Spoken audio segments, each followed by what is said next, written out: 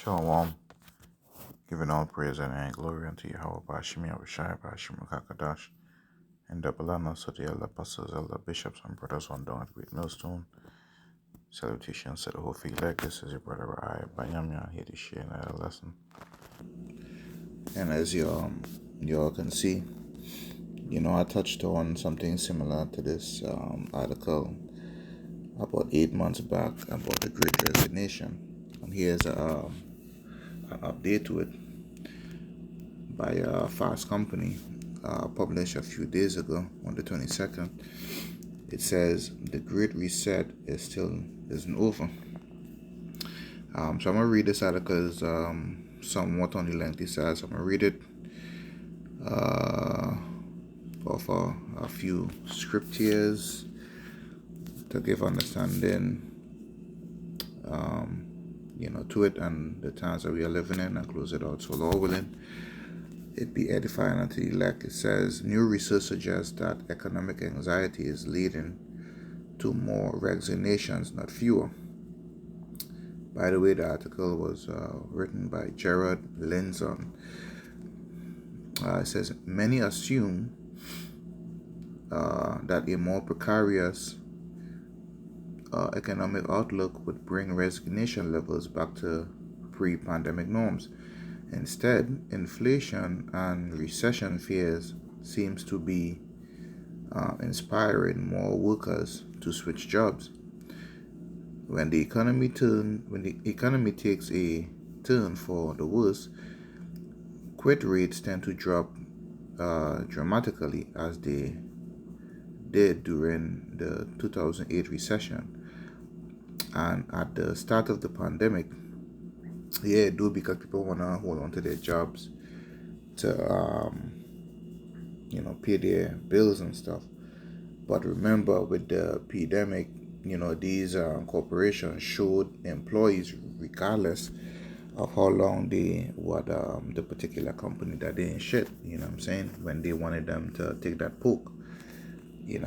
So a lot of people realized that they didn't have job security, whether you were there 5 years, 20 years, or 30 years. So people's mindset is starting to change.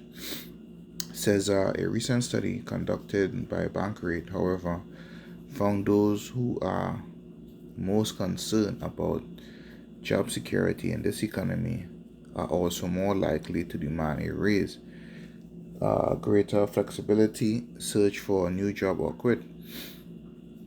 According to the survey of more than 2,400 US adults, 1/3 are concerned about job security. Among this group, nearly half plan to quit in the next 12 months, compared with just 20% of those who are worried about job security. Furthermore, 72% plan to look for a new job, compared with 34% of those who feel more secure. Overall, 88% of those who are concerned about job security plan to take some kind of action in the next year, such as demanding more flexibility or a higher income, searching for a new job, or quitting. It says job hopping or even asking for higher pay are features of economies that inspire confidence, and it's safe to infer here that workers are continuing to do this while also simultaneously less confident about the economy, says Bankrate analyst Shira Foster. And that confidence, they less confidence in the economy, but yet they are still asking for more money, which is the opposite. Usually, like in 2008, when the economy was slow, people held on to the job and they stuck it out. They didn't really ask for anything because they saw the economy was bad. But these the people are seeing that these companies are reporting major profits, CEO profits. They see how hard they are working individually. You understand? So they are regardless. They don't care. They're asking for more money, as they should, because I believe in throughout the time that since these modern working wages that companies have greatly, fleeced and taken advantage of their workers. You know what I'm saying?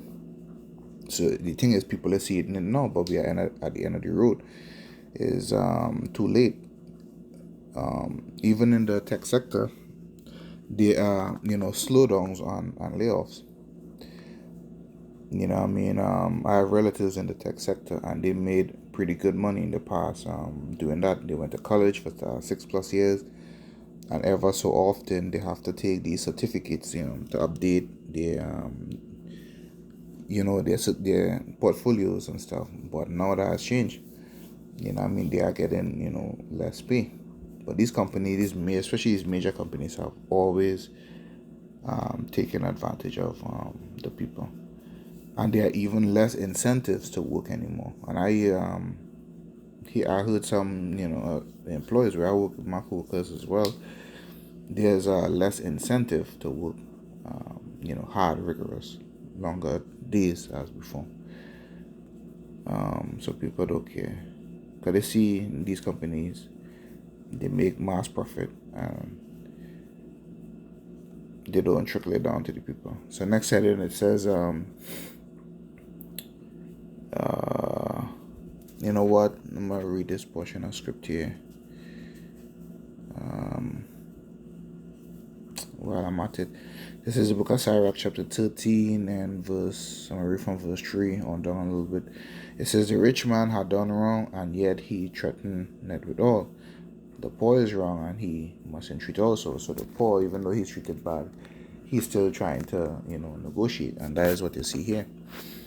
The poor, the workers, the working population, they know that they are being treated unfairly, but they're still asking for flexibility, higher income, or just searching for a new job, or quitting. So they're trying to entreat. You know what I'm saying? If thou be for his profit, now this applies to everybody overall in this particular situation, right? It says, "Thou be for his profit, he will use thee, but if thou have nothing, he will forsake thee." Right, as thou see during the pandemic, they let go a lot of people, highly skilled people, because he wasn't able to get them to do what he wanted. It says, if thou have anything, he will live with thee. Yea, he will make thee bear, and he will not be sorry for it. If thou have need of thee, if he have need of thee, he will deceive thee and smile upon thee and put thee in hope. He will speak fair of thee and say, "What wantest thou?" And these employers have always done this, made promises, but the return that they give is meager. You know what I'm saying? It's pittance, as we say in the islands. It says, and he will shame thee by his meats until he have drawn thee dry twice or thrice, and at the last he will laugh thee to scorn afterward. It says, when he seeth thee, he will forsake thee and shake his head at thee. Beware that thou be not deceived and brought down in thy jollity and thy folly. You know what I'm saying? And this is the time where people really need to be wise. But like I said, we are at the end of the road, and I don't see any increase in wages across the board in this economic system. Esau is getting ready to bring this thing down to a halt. So he's gonna keep it the way it is, or give very minute increases until he brings this thing to a halt, and he tries to switch over, to his new world order system. Continuing on, it says, inflation is causing workers to ask for more money. It says most experts anticipated the historically high level of resignations seen since mid-2021 would return to pre-pandemic norms once the economy slowed. But the study suggests a weakened economy may be inspiring workers to demand more from their employers. A hot labor market is contributing to inflation, but inflation itself is inspiring workers to ask for higher pay because wages are not keeping up. Foster says, it's a unique economic environment where workers have this historic amount of bargaining power at the same time that they are dealing with the highest inflation in decades. So they have more reason to advocate for what they want. They could do this, but like I've seen in the past year that a lot of companies, they are using these Zoom calls or whatever to lay off hundreds of drivers all at once. Um, but they are keeping like a skeleton crew. The company would say that they are shutting down or restructuring, so they would fire like 90% of their workers like overnight, but keep a skeleton crew in operation. And quite a few companies are being sued um, like that. A few trucking companies are being sued for doing something like that. So expect these mass unexpected layoffs. That is gonna come for, especially for those who are asking wages, because you're dealing with the government. So you them don't care. Continuing on, it says, furthermore, workers have traditionally been more hesitant to change jobs when they fear a recession or widespread layoffs around the corner because of the last in, first out principle, wherein companies target their most recent hires for termination. I think a lot of labor economists and experts of kind of question that narrative now. There are instances where tenure comes into play, but during the pandemic, people were let go regardless of tenure, Foster says. There are so many factors that go into who gets cut. For example, we are seeing marketing budgets cut first, and since job losses were so widespread during the pandemic, the lesson was that nobody is immune, which puts the last in, first out theory into question. Next sentence says, what would it take to break the pattern? According to the latest figures from the Bureau of Labor Statistics, there have been about 3.8 million resignations in each of the first 4 months of 2023. While that number has come down from the great resignations peak in November 2021, when 4.5 million Americans walked off their job in a single month, they remain well above pre-pandemic norms when monthly resignations rarely surpass 3.5 million. Furthermore, though the unemployment rate did tick up slightly in May from 3.4% to 3.7%, it remains near historic lows. The kind of churn that we've seen in this labor market, even though it's down from a year ago, is higher than it has been historically. That is unusual, says Elise Gold, a senior economist at the Economic Policy Institute. The labor market has been incredibly resilient to the rising interest rates. The layoffs that we saw, the data is not showing that it is weakening, at least not yet. Cole explains that most of the churn is happening at the lower ends of the wage spectrum, particularly among industries that were hardest hit by the pandemic, like retail, hospitality, and food services, where labor shortages remain most persistent. She adds that balancing the labor market's power dynamic would require significant changes to either supply or demand. It says, if the Federal Reserve keeps raising rates, then we likely will go into a recession, and then workers won't be as scarce, and that will change that will change the dynamic tremendously, she says. Yeah, everybody gonna get into line. They say, look, might as well, take what we could take to get by. I think that goes into that scripture where it says, you would pay a loaf of bread with a day's wages. because things is going to go up, Um, where was I? It says, in terms of supply, I would point to why aren't more women participating in the labor market. You could have a huge windfall of more women participating if we had better childcare policies, better parental leave, more of those kinds of things. Continuing on, it says, barring a major change to either side of the equation, Gold says, the current market dynamic is likely to persist. Next heading, the Great Recession continues. The bank rate data shows layoffs, fears, and resignations rising in tandem, was echoed in a similar survey recently conducted by FlexJobs. According to that study, 20% of professionals have recently quit their jobs, and another 42% are considering leaving as well. At the same time, 39% are worried about getting laid off, and 11% have been laid off in the past 6 months.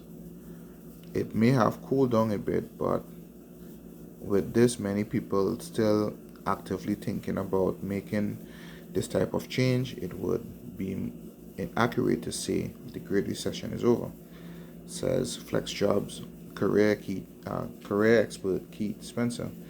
People are maybe a little bit more concerned about quitting without having something else lined up, but the fact that this is still on people's mind shows that there is a potential for the Great Recession to keep going for quite some time.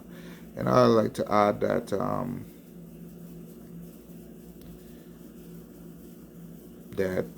people are quite busy with the affairs of this world. So you have less people believing in the Most High, Yahweh Shem Yahushai, less people praying, less people fasting, less people reading the Bible, less people meditating on the requirements of the Lord. Because you have people that would have a main job right now, and then they have different streams of income, different side hustle. Them thing occupy your time. It's like being married. The scriptures tell us to, if we have a wife, be as though we don't have one. I mean, I understand, certain things happen. You gotta work to pay bills and stuff. But at least, you should meditate, upon the Lord. It shouldn't be always, inundated with the cares of this life. You know what I'm saying? At least make time to pray, read, fast, so on and so forth. So all this stuff is going to lead to more people being worn out.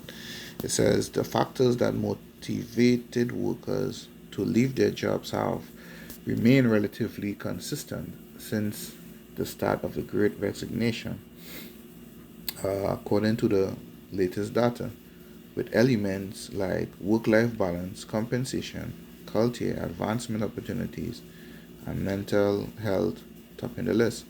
Spencer explains that the consistency in motivating factors could suggest that most employers are not given into these new employee demands. I know that. I see it on the in the field, and all of these things is mixing the pot for civil war in the future. It says people are not afraid anymore to talk openly about how much they're making. There